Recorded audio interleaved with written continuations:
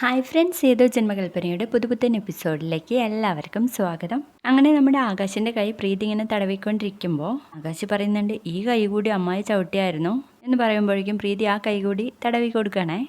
അമ്മായി ഈ കൈക്കൊന്നും ചവിട്ടിയിട്ടില്ല, നീ തടവുമ്പോഴേ നല്ല സുഖമുണ്ട് എന്ന് പറയുമ്പോൾ പ്രീതി ഒരു അടി കൊടുക്കുകയാണ് കേട്ടോ. അല്ല, എന്നെ ഇങ്ങനെ ഇരുത്തി സംസാരിക്കാനാണോ ഭാവം? എങ്കിൽ എൻ്റെ കാര്യത്തിൽ ഇന്ന് തന്നെ ഒരു തീരുമാനമാവുക എന്ന് പറയുമ്പോഴേക്കും അയ്യോ സോറി സാർ എന്ന് പറഞ്ഞിട്ട് അവിടെ കാണുന്ന ഒരു ചെയറിൽ കയറിയിരിക്കുക കേട്ടോ നമ്മുടെ ആകാശ്. പിന്നീട് അഞ്ജലിയാണ് കേട്ടോ കാണിക്കുന്നത്. അഞ്ജലി കുളി കഴിഞ്ഞിട്ട് റൂമിലേക്ക് വരുമ്പോൾ റൂമിൽ ലൈറ്റൊന്നും ഇട്ടിട്ടുണ്ടാവില്ലേ. ശ്യാമേട്ടാ എന്നൊക്കെ വിളിക്കുമ്പോൾ ശ്യാം മിണ്ടാതിരിക്കുക കേട്ടോ. അങ്ങനെ അഞ്ജലി അവിടെ ലൈറ്റ് ഇട്ട് നോക്കുമ്പോൾ ശ്യാം അവിടെ പുറത്ത് മെഴുകുതിരി ഇങ്ങനെ കത്തിച്ചുകൊണ്ടിരിക്കുക കേട്ടോ. ഇതെന്താ? It's A surprise. ഈ മെഴുകുതിരിയുടെ വെളിച്ചത്തിൽ കേക്കൊക്കെ കട്ട് ചെയ്തിട്ട് ബാൽക്കണിയിൽ നിന്നിട്ടാണ് നമ്മൾ ന്യൂ ഇയറിനെ വരവേൽക്കാൻ പോകുന്നത്. നമ്മൾ ഇവിടെയാണ് സെലിബ്രേറ്റ് ചെയ്യുന്നത് എന്നൊക്കെ പറഞ്ഞു കൊടുക്കുന്നുണ്ട് കേട്ടോ അഞ്ജലിയോട്. ഓ, അതായിരിക്കും അല്ലേ നേരത്തെ ശ്യാമേട്ടൻ പുറത്തു പോകണോ എന്ന് ചോദിച്ചത്. അതെന്നാ നേരത്തെ പറയണ്ടേ. നമ്മൾ എവിടെയാണോ അവിടെയാണ് ഇന്നത്തെ സ്വർഗം എന്നൊക്കെ പറഞ്ഞിട്ട് കുറേ റൊമാൻറ്റിക് കത്തിയൊക്കെ അടിക്കുന്നുണ്ടേ.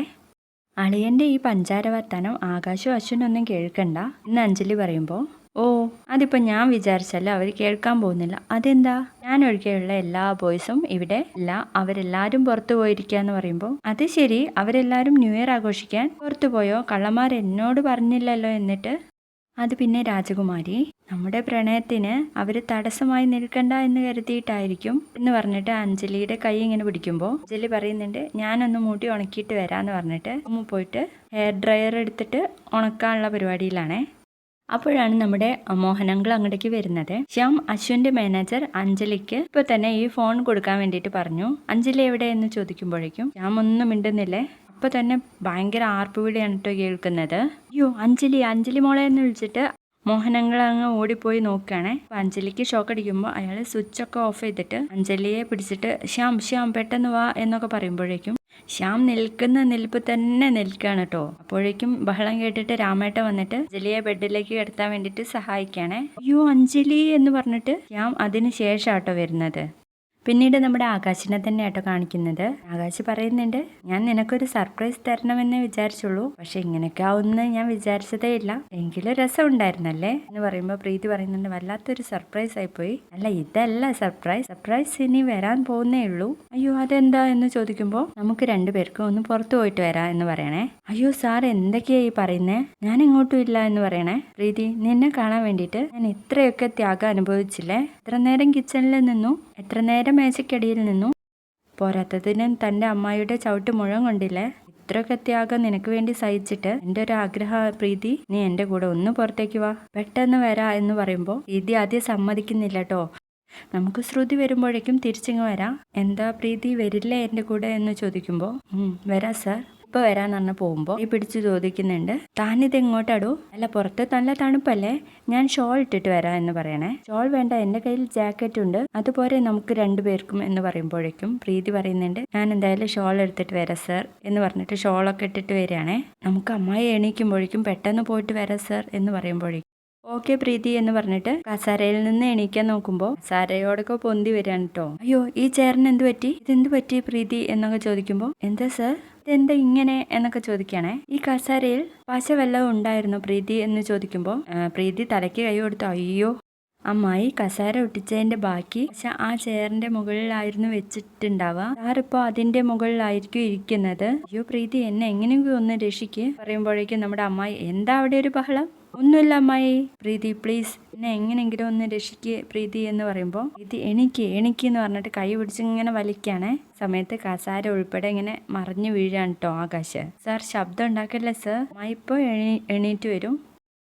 അങ്ങനെ ബഹളം കേട്ട് നമ്മുടെ അമ്മായി, പ്രീതി മോളെ അവിടെ എന്താ ഒരു ബഹളം എന്ന് ചോദിക്കാട്ടോ. അയ്യോ അമ്മായി ഉണർന്നെന്ന് തോന്നുന്നു, ഞാനൊന്ന് നോക്കിയിട്ട് വരാ എന്ന് പറയുമ്പോൾ ആകാശ് പറയുന്നുണ്ട്, എന്നാൽ ഞാനിതുമായിട്ട് പോയാലോ? അയ്യോ സാർ അത് വേണ്ട, ആളുകൾ കണ്ടാൽ എന്ത് വിചാരിക്കും, സാർ ഇവിടെ ഇരിക്കും, ഞാനൊന്ന് പോയി നോക്കിയിട്ട് വരാം എന്ന് പറഞ്ഞിട്ട് പ്രീതി അമ്മായിൻ്റെ അടുത്തേക്ക് പോയി നോക്കുകയാണെ. അതിനുശേഷം പുതപ്പുമായിട്ടാണ് കേട്ടോ വരുന്നത്. എന്നിട്ട് ആകാശിനോട് പറയുന്നുണ്ട് ആ മേശയിലേക്ക് കുനിഞ്ഞു കിടക്കാൻ വേണ്ടിയിട്ട്, എന്നിട്ട് അതിൻ്റെ മുകളിൽ ആ പുതപ്പ് ഇടുകയാണ് കേട്ടോ.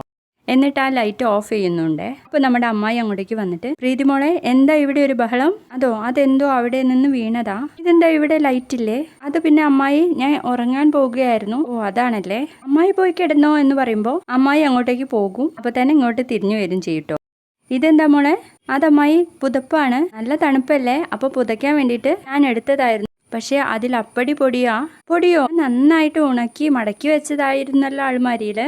എങ്ങനെ പൊടിയുണ്ടാവാനാ? ഞാനൊന്ന് നോക്കട്ടെ എന്ന് പറഞ്ഞിട്ട് ഒരു വിശറി എടുത്തിട്ട് ആ പുതപ്പിലിങ്ങനെ അടിച്ചുകൊണ്ടിരിക്കട്ടോ. അടി മുഴുവൻ കൊള്ളുന്നത് നമ്മുടെ ആകാശാണേ. ഇടയ്ക്ക് ആകാശ് ചുമക്കുന്നുണ്ട്. അപ്പൊ തന്നെ നമ്മുടെ പ്രീതിയും അതുപോലെ അഭിനയിക്കട്ടോ, ചുമക്കുന്ന പോലെ. അപ്പൊ അമ്മായി എന്ന് ചോദിക്കുമ്പോൾ അതമ്മായി എന്റെ ചുമ മാറിയിട്ടില്ല എന്ന് പറയണേ. അമ്മായി മതി അമ്മായി പോയി കിടന്നുറങ്ങിക്കോളൂ. ശ്രുതി വന്നിട്ട് ഞാനും ശ്രുതിയും കൂടെ അതിലെ പൊടിയൊക്കെ തട്ടി വൃത്തിയാക്കിക്കോളാം എന്ന് പറഞ്ഞിട്ട് അമ്മായിയെ അങ്ങോട്ട് പറഞ്ഞയക്കുകയാണേ. അങ്ങനെ പുതപ്പൊക്കെ മാറ്റി ആകാശ് പ്രീതിയോട് പറയുന്നുണ്ട്, പ്രീതി എങ്ങനെയെങ്കിലും എന്നെ ഒന്ന് രക്ഷിക്ക് സാർ, ഞാൻ പതുക്കെ ഇതൊന്ന് ഇളക്കിയെടുക്കാൻ നോക്കട്ടെ എന്ന് പറഞ്ഞിട്ട് ആകാശിനെ വീണ്ടും ഇട്ട് ഇങ്ങനെ വലിക്കണേ. എന്നിട്ട് പ്രീതി പറയുന്നുണ്ട്, ഞാനൊന്ന് ശ്രുതിയെ വിളിച്ചു നോക്കട്ടെ, അവൾക്ക് ചിലപ്പോൾ എന്തെങ്കിലും ഐഡിയ ഉണ്ടാകും എന്ന് പറഞ്ഞ് പോവാൻ നിൽക്കുമ്പോൾ, അയ്യോ എന്താ അവളൊന്നും ഫോൺ കൊണ്ടുപോയില്ല എന്ന് തോന്നുന്നു, ഇനിയിപ്പോൾ എന്താ ചെയ്യുക എന്ന് ചോദിക്കുമ്പോൾ ആകാശ് പറയുന്നുണ്ട്, ഞാനൊന്ന് ചേട്ടനെ വിളിച്ചു നോക്കട്ടെ.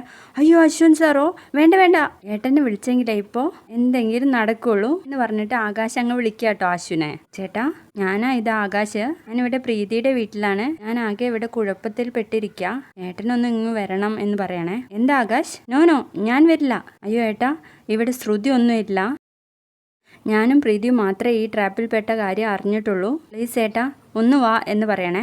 നീ എന്താ അവിടെ നടന്നത് എന്നെങ്കിലും പറയണ ആകാശ് എന്ന് പറയട്ടോ അശ്വിൻ. അങ്ങനെ ആകാശ് ഉണ്ടായ കാര്യങ്ങളൊക്കെ ഇങ്ങനെ തുറന്നു പറയണേ. അതിനുശേഷം കാണിക്കുന്നത് നമ്മുടെ NK ആണ് കേട്ടോ. NK ആണെങ്കിൽ ശ്രുതിയെ കാണാനുള്ള തയ്യാറെടുപ്പിലാണല്ലോ. അപ്പോൾ ബെഡിൽ തലണയൊക്കെ വെച്ച് പുതച്ചു കൊടുക്കുക കേട്ടോ, മറ്റുള്ളവരെ തെറ്റിദ്ധരിപ്പിക്കാൻ വേണ്ടിയിട്ട്. ഇപ്പൊ ഏകദേശം ഞാൻ കിടക്കുന്ന രൂപത്തിലായിട്ടുണ്ട്. എന്നിട്ട് കൈയൊക്കെ ഉയർത്തിയിട്ട് പറയുന്നുണ്ട്, എൻ്റെ കുമാരി ശ്രുതി ഞാനിതാ വരുന്നു, മൈ ലവ് എന്നൊക്കെ പറഞ്ഞിട്ട് ഇങ്ങനെ വിടർത്തിയൊക്കെ നിൽക്കുന്ന കേട്ടോ കാണിച്ചിരിക്കുന്നത്. വീഡിയോ ഇഷ്ടപ്പെട്ടാൽ ലൈക്ക് ചെയ്യുക, സബ്സ്ക്രൈബ് ചെയ്യുക.